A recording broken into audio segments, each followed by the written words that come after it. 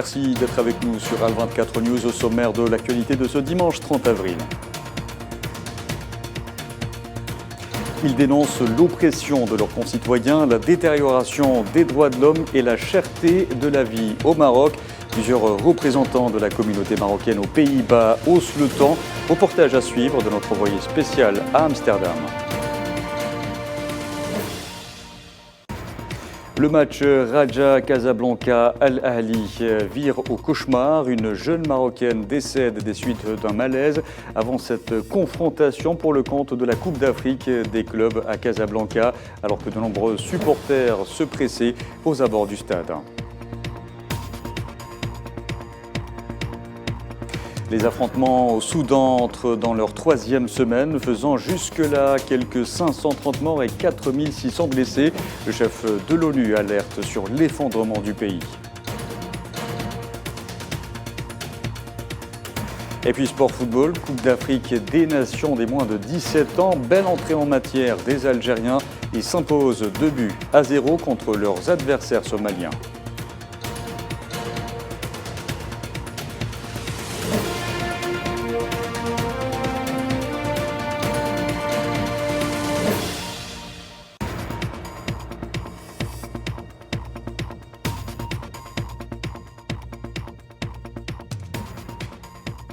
Bonjour à tous. L'actualité de ce dimanche marquée par cette marche de protestation à Amsterdam. Des représentants de la communauté marocaine aux Pays-Bas dénoncent la détérioration de la situation des droits de l'homme dans leur pays et exigent la libération de tous les détenus politiques. Les manifestants ont lancé des slogans accusant Rabat d'ignorer la souffrance de leurs concitoyens et la détérioration des conditions de vie, notamment après l'inflation et la hausse des prix. Voici le reportage de notre envoyé spécial à Amsterdam, Iman Marad, le récit est de Kherdin Batache. Une importante mobilisation de la communauté marocaine à l'étranger s'est tenue samedi à Amsterdam pour dénoncer le régime dictatorial du Merzen et la détérioration de la situation économique et sociale au pays. Les ressortissants marocains ont exprimé leur colère à l'encontre du régime et ont appelé la communauté internationale à réagir rapidement.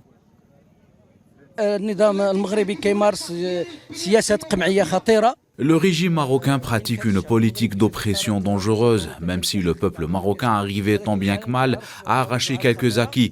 Mais actuellement, l'on enregistre un recul dangereux et j'en veux pour preuve les détenus politiques dans plusieurs régions du Maroc, ainsi que les militants pris pour cible et la politique de la peur. Et pour que le régime passe sous silence ces crimes, il n'a pas hésité à tromper dans ce qui est connu par le Marogate, en ayant soudoyé des députés européens.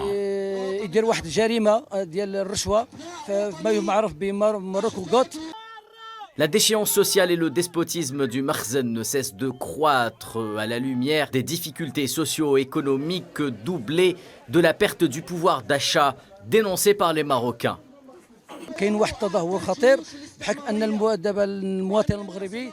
Nous vivons une situation de déclin dangereux. Le citoyen marocain souffre de la cherté de la vie et la répression. Il existe des disparités de classes honteuses. Même la classe moyenne a disparu, alors que l'oligarchie qui contrôle l'économie du pays ne cesse de s'enrichir, tandis que les pauvres, eux, ne cessent de s'appauvrir. La situation présente un grand danger et peut exploser à tout moment.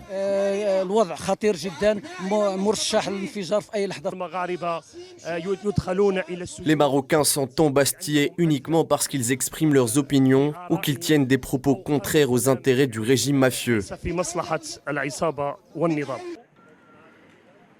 Des Marocains qui espèrent faire de cette mobilisation internationale un argument de plus pour faire réagir la communauté internationale, pour tenter de faire entendre leur voix et provoquer la réaction d'une communauté internationale jusque-là absente du débat. Et cette colère des Marocains originaires de la région du Rif est le résultat de plusieurs mois de tension. En effet, le Maroc vit une accélération fulgurante de l'inflation et une montée de la grogne sociale. Les syndicats ont appelé à une imposante mobilisation à l'occasion du 1er mai, à la hauteur des enjeux du moment, en l'occurrence le pouvoir d'achat, la cherté de la vie ou encore la répression. De grands rassemblements sont ainsi prévus dans plusieurs villes du royaume. Mohamed Ouali Ben Chaban.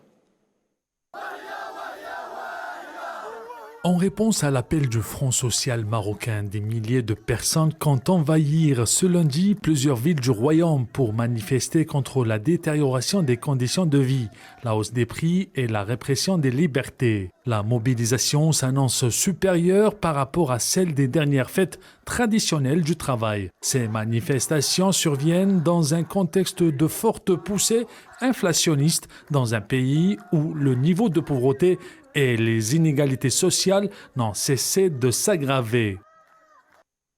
L'inflation a atteint un pic de 9,4% au premier trimestre de 2023 contre 4% à la même période de l'an dernier. Cette inflation est accentuée par la montée en flèche des prix des produits alimentaires. Le gouvernement de Abdelaziz Akhanouch est sous le feu des critiques. Les dispositions du projet de loi de finances de l'exercice courant seront également pointées du doigt. L'État s'adonne à un bras de fer avec les Marocains et Marocaines et a touché à leur gagne-pain. C'est pour cela, nous disons à l'État du Maroc, arrêtez la politique impopulaire qui cible les poches des Marocains. Au mois de mars dernier, le Maroc a officiellement demandé au FMI une ligne de crédit modulable de 5 milliards de dollars. L'institution mondiale a indiqué être disposée à continuer d'aider le Maroc à faire face aux risques découlant d'une conjoncture mondiale très incertaine. Et dans ce climat de tension, l'Association pour la protection des détenus sahraouis a dénoncé l'expulsion illégale de l'avocate française Élise Tolly qui s'est constituée pour la défense de prisonniers sahraouis. L'association a affiché son soutien inconditionnel avec l'avocate et tous les prisonniers civils sahraouis. Ensuite, on a essayé d'aller à l'Ayoun pour rencontrer les familles des prisonniers qui sont sur l'Ayoun. On a donc pris un taxi et arrivé juste avant le passage au Sahara occidental, on a été contrôlé et on m'a demandé de descendre du taxi pour être redirigé selon les termes de la personne qui ne s'est pas présentée, qui n'était pas en uniforme ni rien, mais qui m'a indiqué que j'étais redirigée vers le nord. Et donc voilà, donc là je suis à Agadir et je vais rentrer en France puisque j'ai pas pu avoir accès ni aux prisonniers politiques ni à leur famille, étant donné que voilà, le Sahara occidental est un territoire interdit aux étrangers. Le Maroc, où, je vous le disais en titre, une jeune femme est morte hier soir des suites d'un malaise avant un match de Coupe d'Afrique des clubs à Casablanca, alors que de nombreux supporters, certains sans billets, se pressaient aux abords du stade où le Raja Casablanca affrontait l'équipe égyptienne d'Al Ahly lors d'un match retour des quarts de finale de la Ligue des champions de la Coupe d'Afrique de football. Allez, direction le Soudan et malgré une nouvelle trêve, les combats font toujours rage entre l'armée et les forces de soutien rapide. Le conflit qui dure depuis le 15 avril a fait quelques 530 morts et 4600 blessés. Le pays s'effondre, le chef de l'ONU tire la sonnette d'alarme. Le point avec Neila Et Hamouda. Le Soudan règne dans le chaos. Les combats meurtriers entre l'armée soudanaise et les paramilitaires des forces de soutien rapide entrent dans leur 3e semaine. Malgré une nouvelle trêve, les armes ne se sont pas tues depuis. Chaque camp s'accuse de violer le cessez-le-feu prolongé sous médiation internationale jusqu'à ce dimanche minuit. La trêve n'arrête pas les combats, mais elle permet aux corridors des évacuations de rester ouverts. Plus de 50 000 Soudanais, étrangers et réfugiés installés dans le pays ont fui vers l'Égypte, l'Éthiopie, le Tchad ou le Soudan du Sud, tandis que plusieurs capitales étrangères continuent d'évacuer des centaines de leurs ressortissants. Un nouveau bateau transportant environ 1900 personnes est arrivé en Arabie Saoudite, qui a accueilli jusqu'ici près de 5000 ressortissants saoudiens et étrangers. Cet afflux de population chassée par les combats à Khartoum fait craindre une nouvelle déstabilisation. Le secrétaire général de l'ONU, Antonio Guterres, tire la sonnette d'alarme. Selon lui, la société s'effondre, des tribus tentent désormais de s'armer. Malgré les appels de la communauté internationale à faire prévaloir le dialogue et la sagesse pour surmonter les différends, la confusion demeure. Les violents combats se poursuivent à Khartoum et au Darfour. La lutte de pouvoir menace non seulement l'avenir du pays, mais elle pourrait également exploser au-delà des frontières, causant ainsi d'immenses souffrances pour des années et faisant reculer le développement de décennies. Proche-Orient, des dizaines de colons sionistes menés par l'extrémiste Yehuda Glick ont profané ce dimanche la mosquée Sainte d'Al-Aqsa.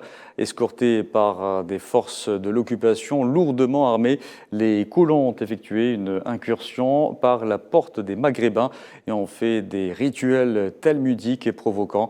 À noter que les autorités d'occupation sionistes renforcent habituellement les restrictions d'accès pour les Palestiniens dans la région sous prétexte d'assurer la protection des colons. Et dans ce contexte de tensions exacerbées, les partisans du droit palestinien aux États-Unis ont lancé une campagne pour appeler les membres du Congrès à faire pression sur l'administration américaine afin qu'elle intervienne pour empêcher les autorités d'occupation sionistes de démolir les écoles palestiniennes. Cela a fait l'objet d'une pétition en ligne signée par plus de 5000 citoyens américains. Allez, on part en Inde à présent où 11 personnes sont mortes après une fuite de gaz dans une zone industrielle de l'État septentrional du Punjab. 4 personnes ont en outre été hospitalisées à la suite de cet accident survenu dans la ville de Ludhiana. Une opération de sauvetage est en cours.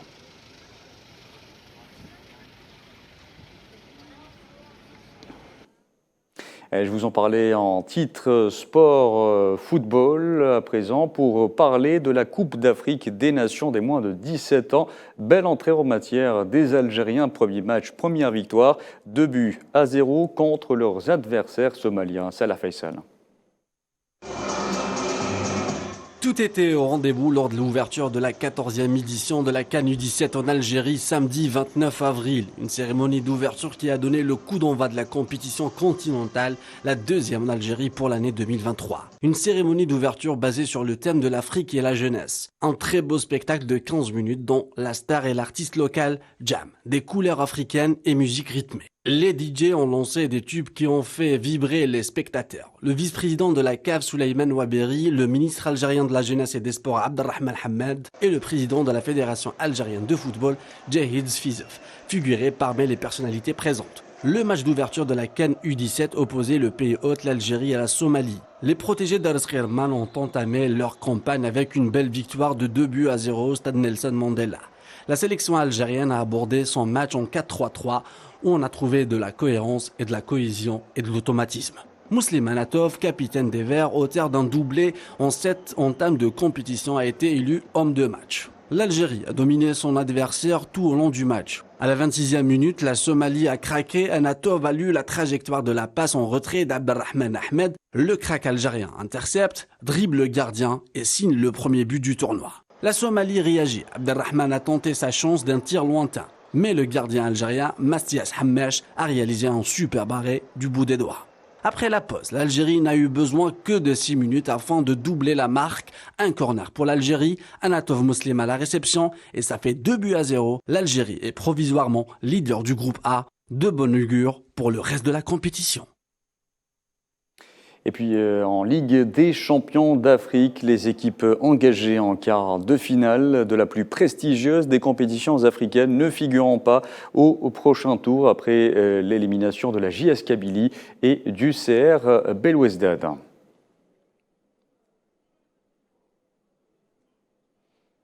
Et à noter également que la JS Kabylie, malgré son match nul à Tunis, un but partout face à l'Espérance, n'a pas pu accéder en demi-finale en raison de sa défaite. 1-0 au match aller. Le CR Belouizdad, quant à lui, s'est incliné en Afrique du Sud 2-0 face à Mamelodi Sundowns au match aller. Le Shabab s'était largement incliné 4-1 au stade Nelson Mandela. Et c'est la fin de ce journal. Merci à vous de l'avoir suivi. Vous pouvez revoir ce programme sur le site d'Al24 News ou à travers nos différentes plateformes en scannant le QR code qui s'affiche en bas de votre écran. Excellent après-midi.